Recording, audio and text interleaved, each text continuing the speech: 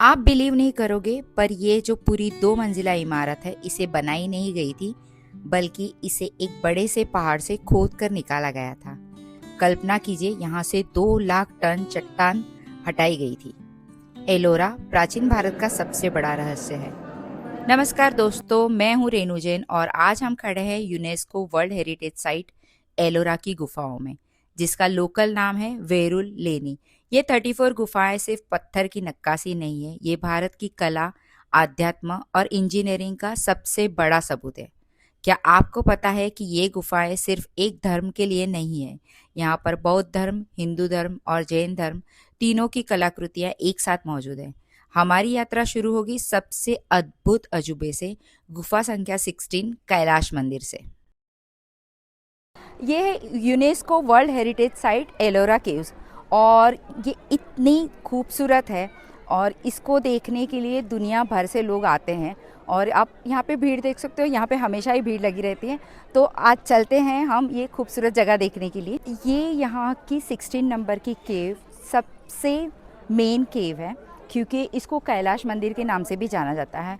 और इसको बनाने में करीब 200 साल तक 10 पीढ़ियों ने यहाँ पे काम करके 200 साल लग गया था ये बनाने के लिए। कैलाश मंदिर दुनिया का सबसे बड़ा एक ही चट्टान से तराशा गया हिंदू मंदिर है, जिसे 8वीं शताब्दी में राजा कृष्ण प्रथम ने बनवाया था, जो भगवान शिव को समर्पित है। इस मंदिर की खासियत यह है कि इसको एक ही चट्टान से बनाया गया है और ऊपर से नीचे की तरफ बनाया गया है, मतलब कि पहले इस मंदिर का शिखर बना हुआ है। कैलाश मंदिर को इतनी बारीकी से बनाया गया है, यहाँ पे हर एक मूर्ति बहुत ही अद्भुत है। और आप देखोगे यहाँ पे रामायण और महाभारत के पात्र दिखाई देंगे आपको। तो जो नॉर्थ साइड है वहाँ पे आपको सारे महाभारत के कैरेक्टर्स दिखेंगे, और जो साउथ साइड है वहाँ पे सारे रामायण के कैरेक्टर्स दिखेंगे, और बीच में एक बड़ा सा शिवलिंग भी है। एलोरा में टोटल 34 केव्स है, जिसमें से 1 से 12 नंबर बुद्धिस्ट केव्स है, 13 to 29 हिंदू केव्स है और 30 to 34 जैन केव्स हैं। और ये टोटल 34 केव्स बनने के लिए 600 ईयर्स लग गए, जिसमें से ये अकेला कैलाश मंदिर बनने के लिए ही 200 ईयर्स लग गए।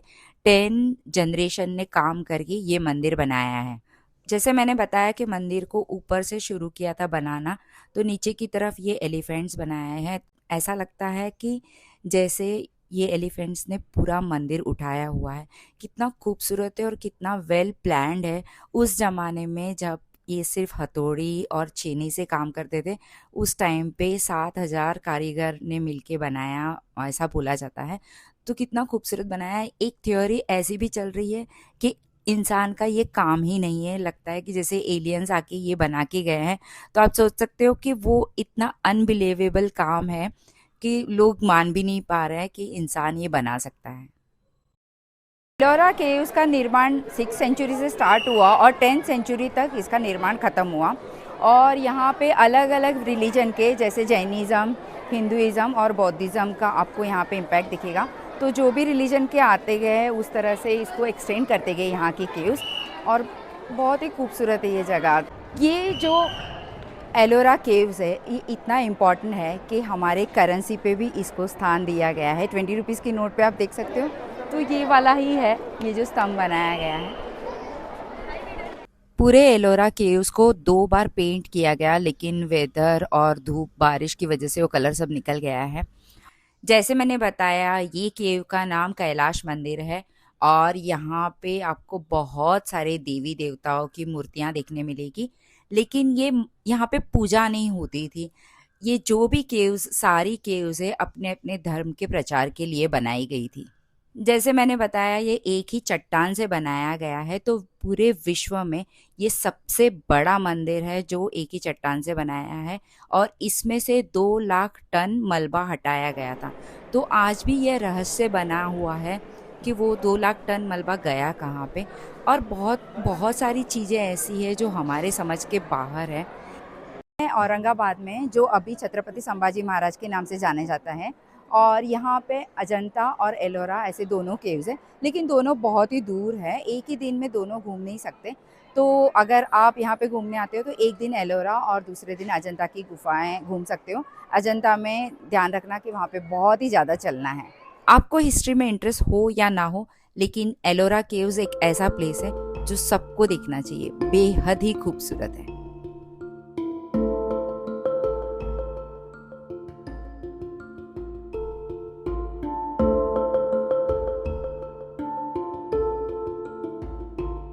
वैसे तो एलोरा केव्स की 34 केव्स एक ही दिन में घूमना थोड़ा मुश्किल है, और हमको तो 3 से 4 घंटा कैलाश मंदिर में ही लग गया, क्योंकि मन ही नहीं कर रहा था यहाँ से बाहर जाने के लिए।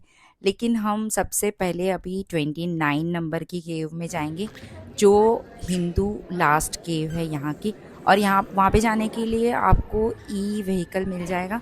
तो पहले हम ई व्हीकल से 29 में जाएंगे और उसके बाद 30 to 34 जो जैन केव्स है वहाँ पे जाएंगे। 29 नंबर की केव को धूमर लेना केव के नाम से भी जाना जाता है। यहाँ पे बड़ी बड़ी मूर्तियाँ हैं जो इस गुफा को बाकी गुफाओं से अलग करती हैं। प्रवेश द्वार के पास ही एक प्रसिद्ध मूर्ति है जिसमें रावण कैलाश पर्वत को उठाने की कोशिश कर रहा है।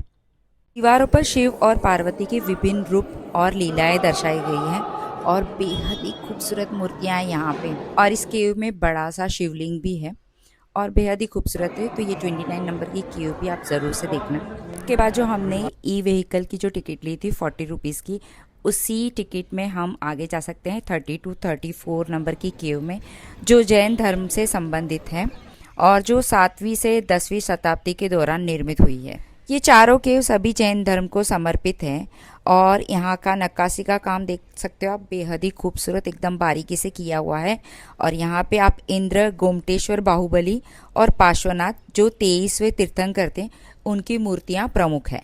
इन गुफाओं में इंद्र सभा जो गुफा नंबर 32 है, छोटा कैलाश, जगन्नाथ सभा जैसी महत्वपूर्ण गुफाएं शामिल है।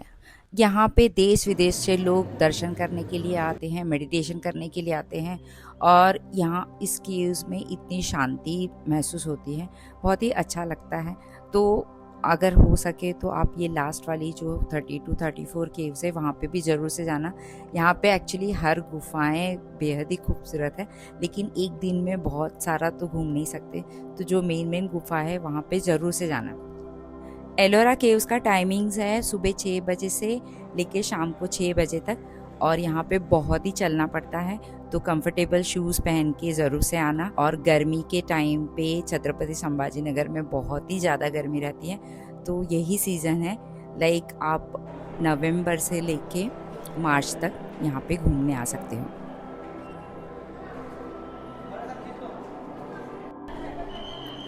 यहाँ का एलोरा केव्स का एंट्री चार्ज है 40 रुपीज़ टिकट का, और अगर आपको गाइड चाहिए तो जो गाइड है 2200 समथिंग लेते हैं, और अगर आप अनऑथोराइज्ड गाइड लेते हो तो 1700 रुपीज़ चार्ज है। एलोरा केव्स ट्यूसडे बंद रहती है। एलोरा केव्स इतना खूबसूरत है और इतना डिटेल में, इतना बारीकी से अगर आप देखने जाओगे तो यहाँ पे एक दिन भी कम पड़ेगा। तो हमने यहाँ की जो मेन गुफा है वो ही देखी हुई है, और इसी के साथ आज का ये एकदम ही खूबसूरत सा सफ़र यहाँ पे समाप्त कर रही हूँ। अगर आपने अभी तक एलोरा केव्स देखी नहीं है तो मैं आपको सजेस्ट करूँगी कि एक बार, एटलीस्ट एक बार यहाँ की मुलाकात ज़रूर से करना। बहुत ही बेहद ही खूबसूरत जगह है ये।